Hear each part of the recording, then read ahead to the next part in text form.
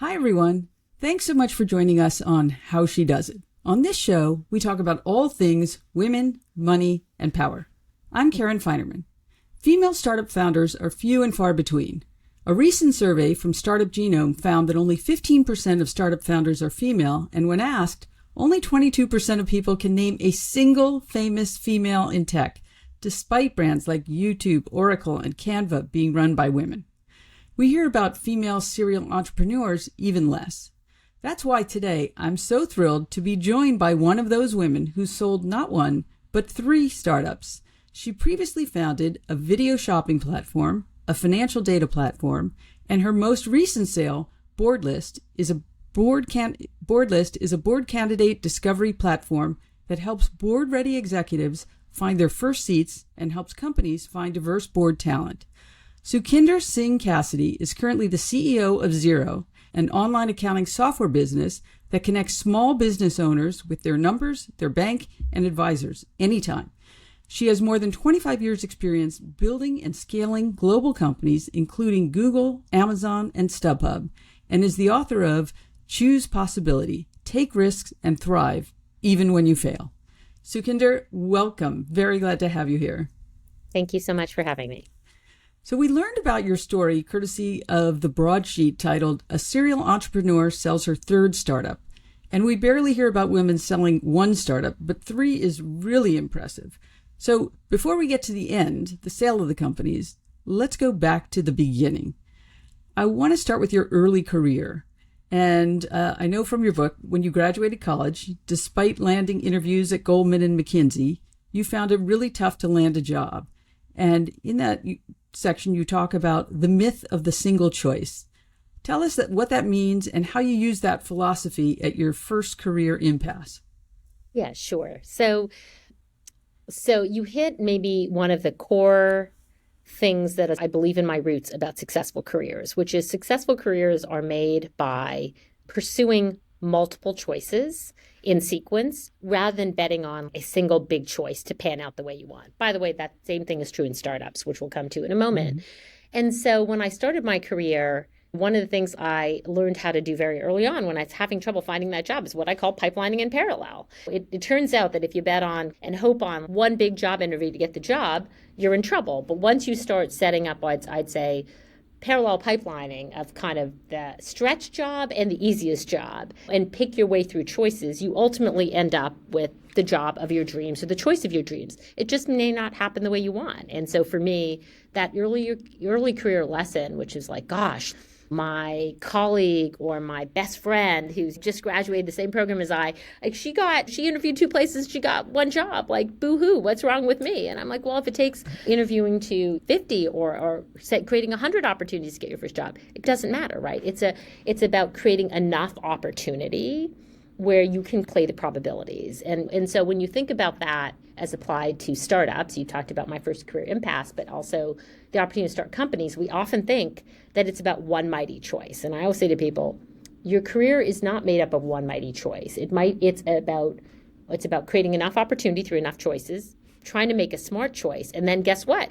Then you're in a ritual of basically experimentation and return, and you're iterating your way through, 100, 1,000 choices as you make your way through your startup or your bigger company job until you get the outcome that you dreamed of. And maybe you won't, but if you've created impact on the way, it's going to be a great story. And so I feel like my career has been a lesson in choice making and not betting on one single mighty choice, but betting on making the first choice and then getting into motion, because it turns out there's many choices between you and success.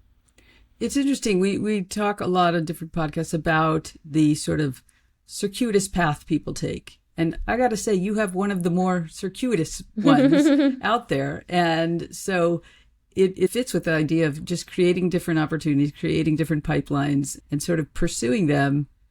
And there's a part of it that's really a risk management kind of thing. Mm-hmm. And it sounds like it's really risky, but I think you're saying the opposite. I am saying the opposite. The premise of the book, and one of the reasons I wrote a book in between running StubHub and coming to Xero, was because I believe so strongly in this thesis that the thing that prevents us from starting our first company or from making a job switch is this sense that there's a single choice between us and failure. And I feel like saying, but that's not quite true, right? Mm-hmm. You make a choice. It may seem big to you. It may be small. But isn't your job to get into motion? And then, as I said, every choice that comes from there is a choice of, it's like a iterative choice of executing, seeing what happens. Executing, seeing what happens, right? So you're picking your way. You're obviously trying to create impact as you go with every choice you make. When you are in a role, when you are in that startup, right? When you've taken the big leap. Now the question is, okay, how many choices are you going to iterate your way through? How many lessons are you going to learn? How many things are you going to have to experiment with until you get success? And then, as I said, one day, a cumulative set of choices add up to the thing you imagined, or they add up to something else. But either way, if you stay focused on choice making, learning, impact, choice making, learning, impact, you're going to end up creating either the success you dreamed up or a different kind of success. But what I do know is this heaviness of making a single mighty choice. My goodness, that's not what stands between you and any outcome. It's 100 or 1,000 choices. So don't obsess about the first one. Just get in motion. Make the smallest choice you can that gets you to action. Nobody's saying you have to make the big choice. And that's probably the ironic truth about all of my startups. I iteratively chose my way into them in 2 out of 3 cases. In one, I leapt. In the other, without knowing much. In the other 2, I iterated my way into becoming a founder again. So tell us about your first startup, how you got there, what your plans were, what actually happened, and then how you sold it. Sure. And to be fair, it sold long after I left. So giving me credit for the sale is like, that's a discredit to the team that continued to build Yodely. But even Yodely, I think, is a lesson in risk management of a different kind, right? So, and how I got there was also circuitous, which is what you expect. So look, I came to Silicon Valley in 1997, and I came here for 2 reasons. Number one, I wanted to be an entrepreneur, but I did not know how. And I also wanted to be in the Bay Area because I sensed that like tech was an opportunity space for me. I had no idea, I would say, of the magnitude to which tech in 1997 was an emerging opportunity. I knew it was an opportunity. So I said my first choice was a roughly proximate choice. I moved to the Bay Area and I got a job. And I was like, if I get myself here, something good will happen. And in fact, I ended up at a startup that sold to Amazon. So my choice there was a rough choice. It wasn't like I'm going to be an entrepreneur and I know the idea. It was like I'm going to go put myself around entrepreneurship and trust that something good will happen. So I got to my first startup. Luckily for me, that the startup was jungly. It was a group of, I would say, very talented Indian entrepreneurs. They sold the company to Amazon, and they themselves became angel investors in their own right from the wealth they created. And so I'm at Amazon, I'm executing post-acquisition, and one of those founders, who's now made his first set of extraordinary wealth, knows I want to be an entrepreneur, knows I don't know how, and thinks well of the work I've done at the startup and I'm doing at Amazon, and basically calls me up and says, hey, I've invested in this startup that aggregates your financial data. There's 5 technical co-founders, and they need a business co-founder, and I recommended you. And so I was like, wow. And I'm 28 years old, whatever I am, and I want to be a founder and I don't know how. And so I fly down for the weekend. And again, remember, this is now me having made a choice to go work with the startup gets sold. The founder becomes an angel investor. All 5 of them do, actually. And several of them are invested in this company. So I get an opportunity to meet these amazing technical founders who've created this kind of data, this platform that aggregates all your financial data. I meet them over a weekend. And 2 weeks later, I've committed to join the company as their business co-founder, and I leave Amazon. So that's how I got my first start. But it's not like I had the brilliant idea, right? I put myself proximate to opportunity. And it was a leap of faith because I left Amazon, and there'll be many people who are like, man, imagine if you stayed at Amazon. True. Imagine if I'd stayed at Amazon. It would have been a brilliant choice too, right? But I went on and had the experience of a lifetime being a founder. Yodely went public in 2015. I was there for the first 5 years, built the business model, helped hire the CEO, did all our first enterprise sales, met the VC community. And in many ways, Yodely led to my next opportunity because I met the founders and the senior executives at Google when I was running Yodely. And so when I lifted my head up at year 5 and said, gosh, I've done every job at the startup that I own. We have a great CEO. It's growing, but it's not growing fast enough to help me learn anything more. And so I said to the CEO, I said, look, I'm going to move on to my next opportunity. It's amazing that you're running the company. I love Yodely, right? But I could see it was going to be a long road, and I felt like my learning was maxing out.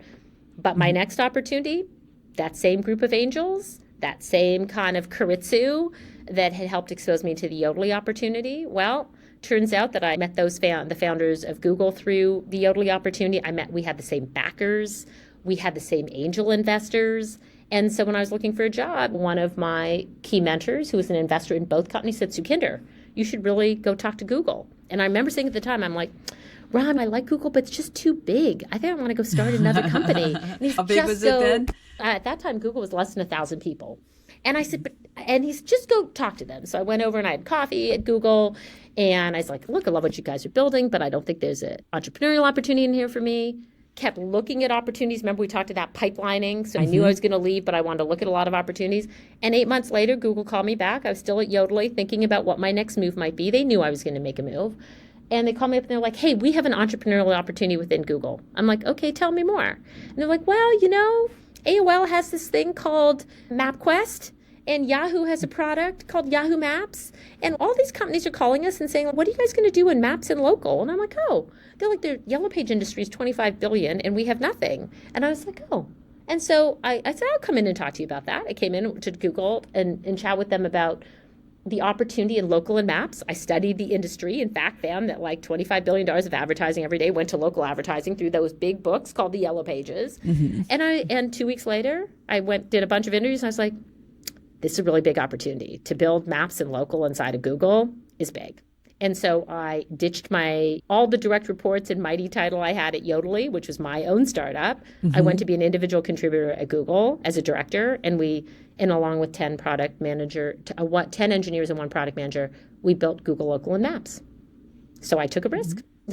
But would that be a big risk? I don't know. It's Google. It's 1,000 people. They have plenty of money to go spend on maps and local. But I gave up my career, like a really mighty title at my own startup, to go start a business within Google. And then I ended up staying at Google for 6 years and ran several businesses for them. So that's a little bit about the way the world works. When you say circuitous, this is what I mean, right? You make a choice. You try and do good work, right? Just keep aiming at impact. And then you want to just keep open to opportunity. And opportunities, I think, come in all sorts of different shapes and sizes, and sometimes not what you expect. And so, I mean, it's funny when you look back on things and see, oh, that makes sense. And it worked out. And at the time, though, looking forward, before you know what's going to happen, a very different calculus. Did you think at all did you get hung up at all about what will this look like if I leave this now and go to Google?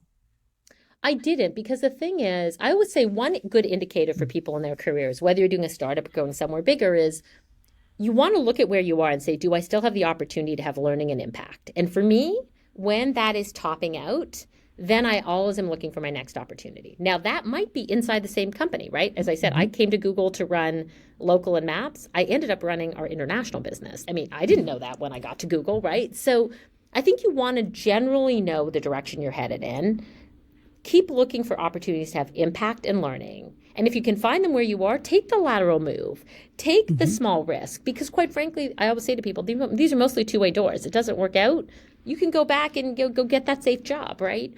But take the opportunity for learning and impact. And when you're topping out, ask yourself, like, where's my next frontier? And so I think I have used that as my guidepost. So I didn't really worry about what I was leaving at Yodlee because I'd been there for 5 years. I knew what the movie looked like. I had done multiple jobs. I'd run biz dev, I'd run sales, I'd run marketing at one point, I'd run product at one point. I mean, I had done every job at my own startup. I knew exactly what the business plan was for the next 5 years. And so I didn't really worry about what I was leaving behind. Now, when I left Amazon, did I know what Amazon would become? No. But am I regretful? Not at all, because I went on and had an amazing career in my own direction. So I do think if you worry about what you're leaving behind, you might not see the opportunity for your next learning. I think that's the key lesson, right? If you always are anchored in the thing you're leaving that's safe, you will never take the growth opportunity. And the growth opportunity is where all the learning is, and ultimately that's where your outsized growth is. Mm-hmm. So one of the things you highlight in your book and you talk about is failure. And so let's talk about some failures. And I always welcome the opportunity to talk about failures, mine or someone else's, because there's so much to learn there. And I think that to revisit them, you have to have both humility and confidence to really get the most out of them. So you talk in your book about joyous and tell us about that and how you built Sure. it and then how it ended up. Sure. So first of all, people call all of my startups a success. That would be, well, it depends. What do you think? I sold Joyous. So, I get a lot of credit for being the person who sold their company. I sold Joyous for very little money. So Joyous was an e-commerce platform that sold entirely through video. Today, that would seem amazing, right? But I left a big career at Google to go be an entrepreneur again, first with Polyvore and then with Joyous. And Joyous was my own second company. But in 2010, the idea of building a platform where people would watch videos and buy products because of the story told in the video was not obvious. That was like 13 years ago. And I looked at it's the so TV. funny that you look at that now and it's so relevant. It's so relevant, right? You think the timing's relevant, but remember, I sold that business for very little money. And 3 years later, that same business would have been a unicorn. So I have a lot of scar tissue, right? I started in 2010. I looked at QVC and HSN online. I'm like, why is nobody replicating this model on the internet? YouTube had haul videos at the time, girls who would go shopping and show you their haul, but no e-commerce functionality, none, no shopping button, no shopping cart, nothing. And so I built a platform that basically had its own studios and had its own video player that had a shopping cart in the video player. And we ran studios and we had the patents on the tech. And I ran that business for 7 years. We grew to about 20 million annually in revenue. It was venture funded. And in 2016, no venture capitalists wanted to give us more money. Think about that.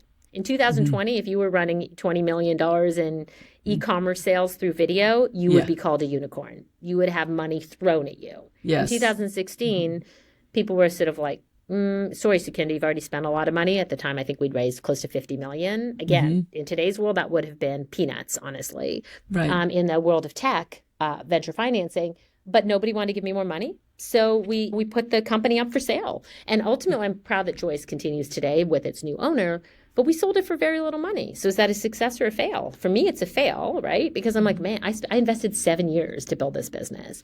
And in the end, I couldn't keep going without having a sale. So I think there's so many lessons in that. The lessons I took is, sometimes you can be right on the idea and wrong on timing. I think timing is everything in a startup. You can have the best idea, but if a consumer's not ready to adopt it, your unit economics can be really difficult. And our unit economics were difficult. We had to pay to distribute the video. We had to pay for studios. We had to pay for inventory because you didn't have today's online marketplaces where somebody will hold the inventory instead of you. So we had a very costly model, if that makes sense. Yeah, very and asset 5 heavy. years later, and 5 years later, you have Instagram video, you have TikTok video, you have YouTube finally adopted e-commerce. If I had started that business 5 years later, the consumer would be more ready because all the major video platforms would have been rails I could ride on, right? They all had the infrastructure to do e-commerce. When I started, nobody did. So sometimes the lesson is timing. Sometimes the lesson is the best efforts against poor timing will not work. Sometimes the lesson is you can iterate at many things, and despite your best efforts, it doesn't work out. You ask about humility. I was interviewing an executive recently to join Xero because Xero is a very large company. It's publicly traded. I'm running it now. And I said, tell me a little bit about your superpowers and so on. And the gentleman said, I love to win. I'm sure you love to win, Sukhinder. We probably share that in common. You're intense, I'm intense. I'm like, I do love to win, but I failed quite a few times. So just to be clear, I don't have a perfect record. I'm like, do you? And then the executive revealed to me that in between his 2 large executive stints, he was the co-founder of a small company, and he went from being the CMO of something large to the guy having to run the ad campaigns. But he only revealed that to me when I said, yeah, I love to win, but if you think I always win, I don't know. Like, the world doesn't work that way. I said, I've been smacked around enough to know that you can make the best efforts, and it still doesn't always work out, right? That's life. And then he admitted his failure to me. And I said to him at the end of the interview, I said, there's some people for whom having a perfect resume is a draw. Just so you know, for me, if I was you, I would put that experience on LinkedIn, because for someone like me, seeing that you know how to handle failure, what you learned from failure, that you understand that failure is a necessary condition of success and makes you a better leader, that's actually the most interesting thing about your story. It's not that it looks perfect on LinkedIn. I'm suspicious of a resume that looks perfect, right? That you haven't stretched yourself or you haven't put yourself at risk. Right. Yeah, right. And so that's the thing, right? So this is maybe the macro point about failure. To your point, yes, have I learned humility? Sure. I think humility and confidence are actually very well paired. People think of them as opposites. I'm like, they're not, because people sometimes give me a lot of credit for being confident. I'm like, I'm confident because I know I have a resilience to failure. I know that I am not unstoppable. I know that I am fallible. So if you know you're fallible, my confidence comes from a different place. It's okay that I don't know everything. You know what? The good news is I get to build diverse teams wherever I go, and they get to fill in the blanks where I have blind spots. You know what? I can pick myself up off the floor, so can you.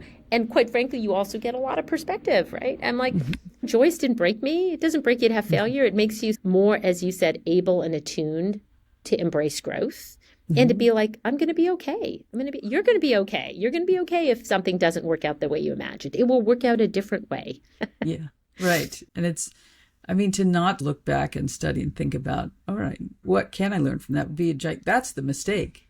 Yeah, that's the mistake. And don't get me wrong, that doesn't mean I don't have regret. Like people ask me about career regrets and I'm like, maybe I should have gone 2 more years and found somebody to fund me. Like, of course, but you do have regret. But I think that if you live in the past, it's very hard. It's very hard to take the next risk that might be the way things open. And what I am open to is serendipity. I think you're prepared. I think you generally want to know the direction you're headed in.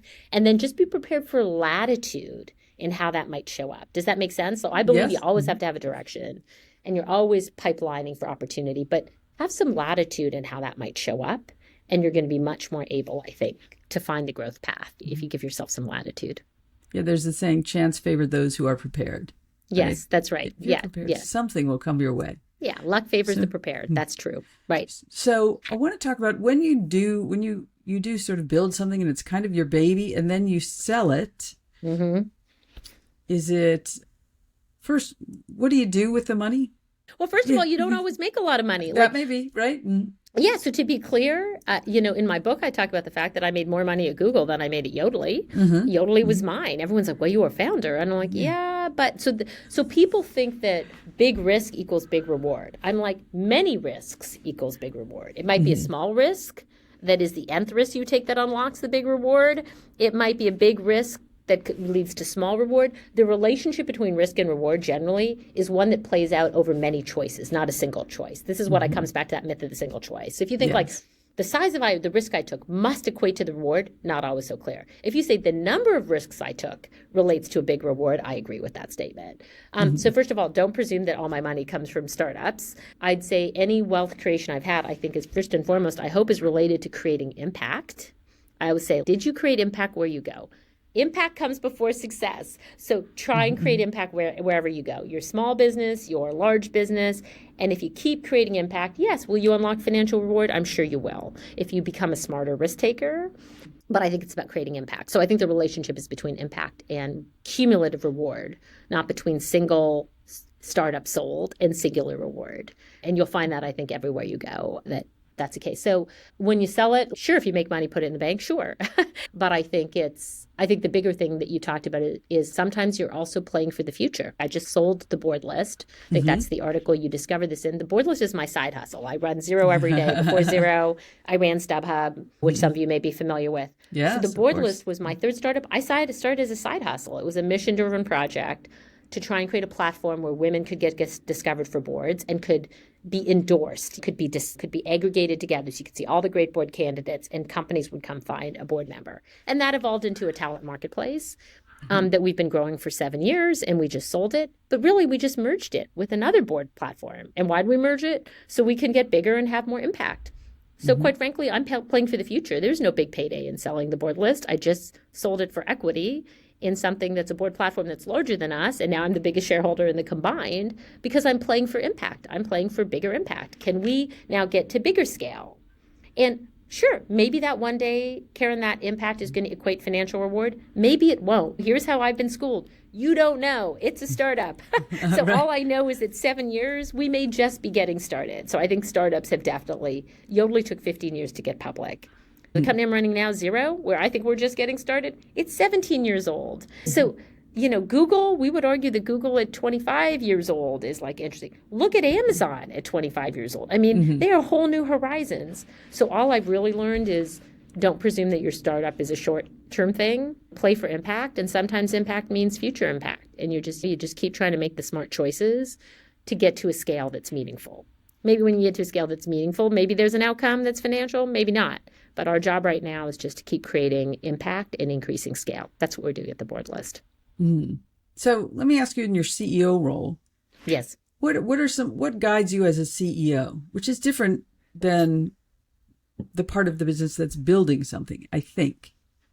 It is, and it isn't. So what's different is, as a CEO of something large, you're making strategy choices all day long, right? You already have scale. So now the question is how to apply your resources to unlock more impact. So to your point, you have a fundamentally different problem than the one I have at the Boardlist, which is I'm the founder of something that's small. So every day I'm trying to create enough impact to be relevant to a broader and broader audience. When you go run a large brand like a Xero or a StubHub, your job as CEO is like, oh gosh, lots of people are already depending on us. So how do I make marginal choices with my resources so we can unlock more impact for a large set of customers who depend on us already? That's different, right? You don't have to create momentum. Momentum exists, and your job is to apply your resources thoughtfully. That's different. Now, what's the same? Lessons on risk-taking. What's the biggest challenge in a large company? Inertia. What's the biggest challenge in a large team? Man, if we try something new, do we jeopardize what we already have? So, if you think about the opportunity cost of taking a risk, in a large company, people think the opportunity cost is high. So really, it's to help train risk-taking and agility in a large company. So half the time I wake up and say, oh, we have businesses that are already big. Where do I make sure we apply our resources thoughtfully? Half my time is spent encouraging our organizations to take more risk and have the agility of a small startup, to wake up every day and be like, guys, our marginal choice every day is to take a little more risk to create new impact. Can we do that? Or do you just want to rest on the impact we're having today? Because you could do that and it feels really comfortable in the moment, but your risk is you're risking tomorrow's customer if you don't every day wake up with agility towards your customer. So it's a really different problem set when you think about applying resources to something that has momentum. It's the same problem set when you say the job is still to take new risk and to work with agility for your customers. In a startup, you can't help it. Like, your very existence is threatened if you don't do it. In a large company, you could not do it for a while, right? And you have a big base of customers. Yeah, skate a little bit. And yep. So let me ask you, do you find a difference in the willingness to take risks between men and women? Or is it the willingness to take different kinds of risk? It's such a good question. I wanted the answer to be no, but factually speaking, I wrote a book on risk-taking in your career, and that's a part of what we've been talking about today. So when I was doing my corporate speaking tour, the book itself is not aimed at any gender. It aims equal at everybody's possibility and opportunity to take risk. But in corporate speaking, people would ask me this question. So I was able to look at a lot of the research, including, I think there's one study that looked at 35 different risk-taking behavior studies and superset the learnings. And the learnings is women take less risk than men. Now, inside of that are a few other learnings that are pretty important.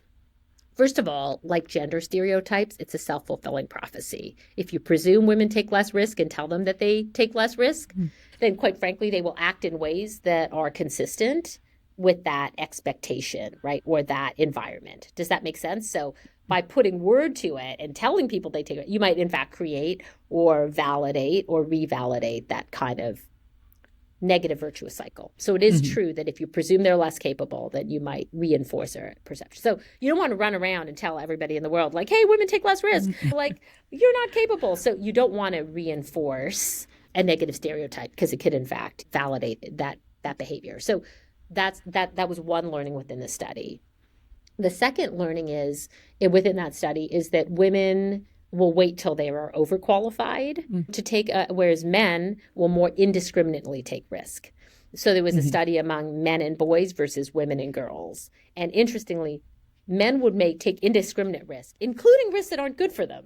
Whereas women were so choiceful in their risk-taking, including not taking risks for them that are relatively, I would say, positive. So you have more indiscriminate risk-taking for men and maybe being overly choosy and overly conservative in risk-taking, including small risks with women. So the findings, the research would indicate there is a difference, but that doesn't mean that we want to validate that research by telling women they're incapable of taking risk. That's not the way to solve the problem. It's about, I'd say, being thoughtful and understanding that for all of your populations, including women, being encouraging of risk taking, including small and frequent risk taking, might be the path through this. But to presume everybody's capable of taking risk and then create opportunities for all of your leaders and people to take little risks more often. I often feel that's the better way to go than to tell people to take one gigantic risk. Again, that's reinforcing that myth of the single choice. So is it my job to help people take little risks and build the muscle, both men and women? I think that's my opportunity as a CEO, and it's my opportunity for myself, quite frankly. That's the thing I tell myself every day when I'm faced with a big risk. I'm like, what's the smallest risk I could take today that gets me the information I need? And then maybe one day I'm going to have to make a truly big call, right? But I want to be very equipped by having taken a number of little risks to learn before the day I need to make the big kind of one-way door kind of risk, right? Yeah. It's interesting. I think women often are, in my business, I've seen women more afraid to take risk. And yet, to me, not taking risk is in fact quite risky. Oh, absolutely. Right? It's the riskiest choice of all, because I think inherent in not taking risk is this presumption that the environment around you is stagnant. Right. Okay? And that is, so when people say not moving is not risky, I'm like, not moving is the riskiest thing of all, because while you are staying still in your choice, right? Choice making is going on around you. So you are then not responsive to the environment you're in. Davos, the World Economic Forum, looked at the atrophy of your skill set over a 5-year period. And any current skill you have atrophies its value by something like 30 to 50% over 5 years. So not staying still, like not choosing to grow your skills. Even that choice is a risk, because data would suggest that skill set is going to be outdated in 3 to 5 years. So the rest of the world is moving, my friend. So it's risky to not make any moves, right? So making small moves is better than no moves. That is the big lesson, because then you can be responsive to an environment that's changing around you. So there was a lot to like in that book. And I think that the myth of the single choice is such a good one. Right. And again, all you're really trying to do is unlock impact so you can meet your own long-term aspirations for your team, your business, your customers. So hopefully a lot of my choice making is focused in 2 directions right now. Xero is my big one, and the Boardlist continues to be my baby. It's amazing. You have both. So let's just talk about your work at Xero and the Xero Beautiful Business Fund. So what kind of submissions did you receive for this? And what really impressed you?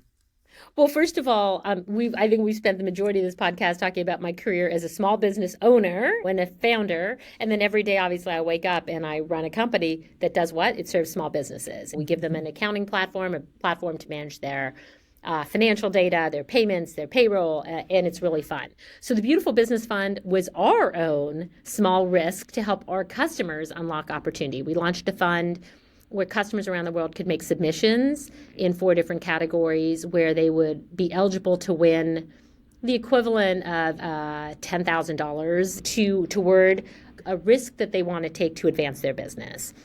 And I think we've had over 5,500 submissions worldwide, video submissions, of what people would do with the money from the fund. And we're going to award something like 750,000 New Zealand dollars, which is almost $500,000 US dollars, to a set of winners. And some of the really fun ones we've seen, again, this is about enabling small businesses to take risk, right, by giving them a little bit of a financial scholarship to do so. A Canadian hair and beauty salon that basically said, hey, in the sustainability category, we really want to reduce plastics by using hair extensions made from plants. Your money would allow us to do this.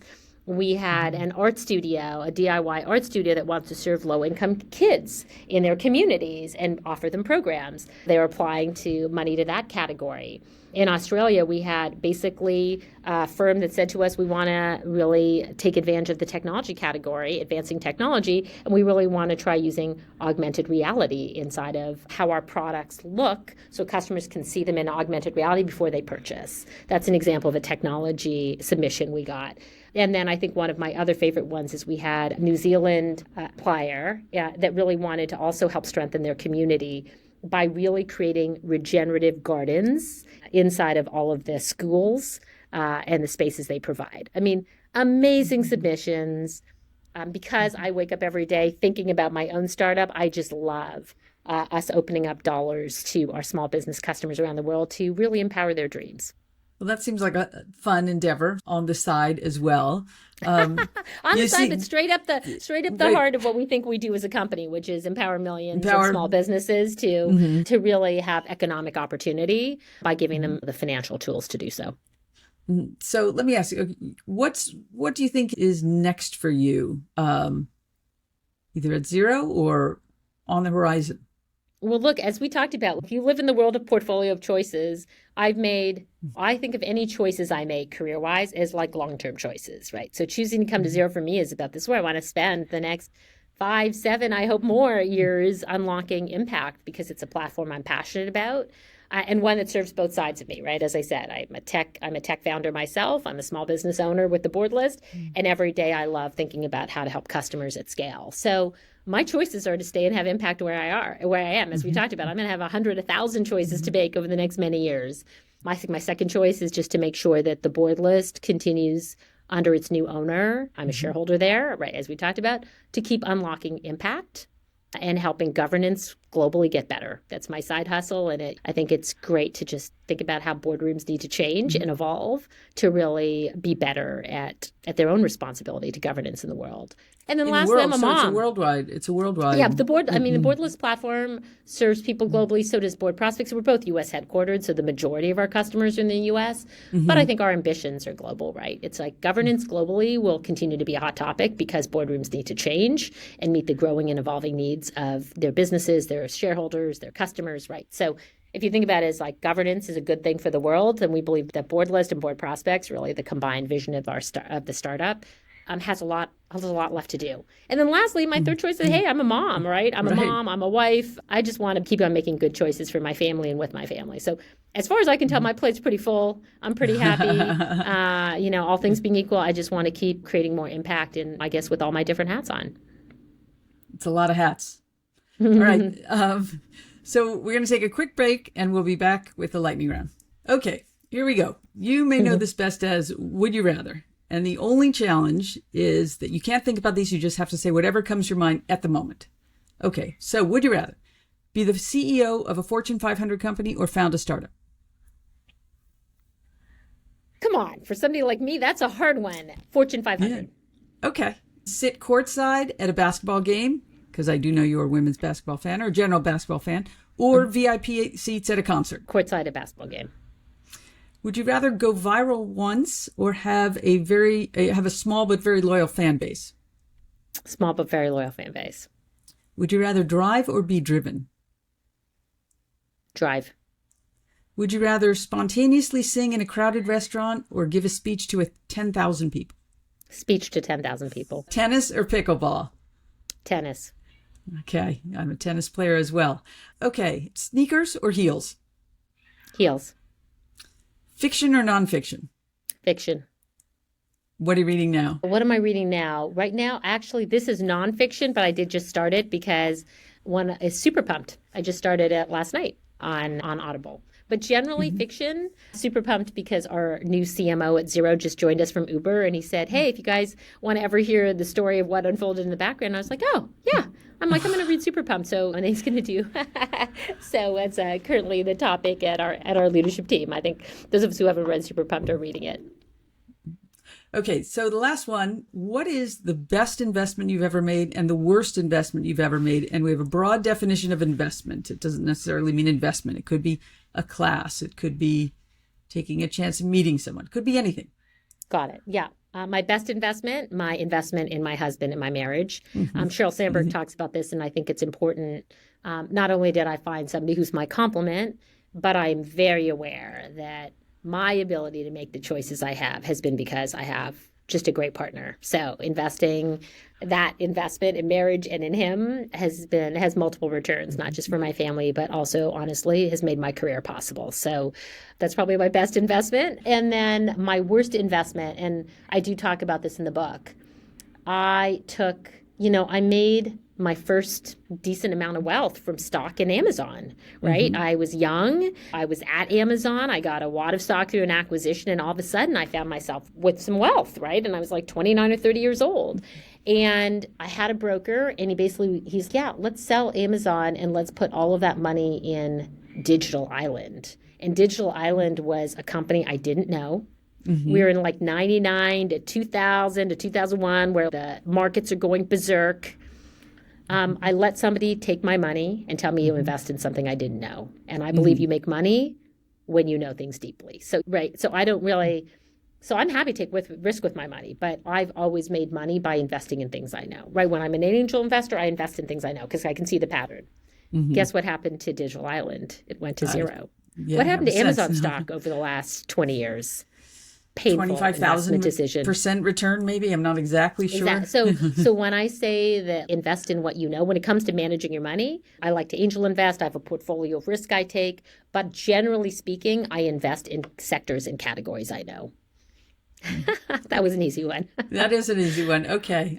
Thankfully, we don't have time for all the stupid investments that I've made. That would be an all-day endeavor. Anyway, thank you. Thank you so much for joining us. Thank you for spending the time and telling us your story, which is a fascinating one. Well, thank you for having me.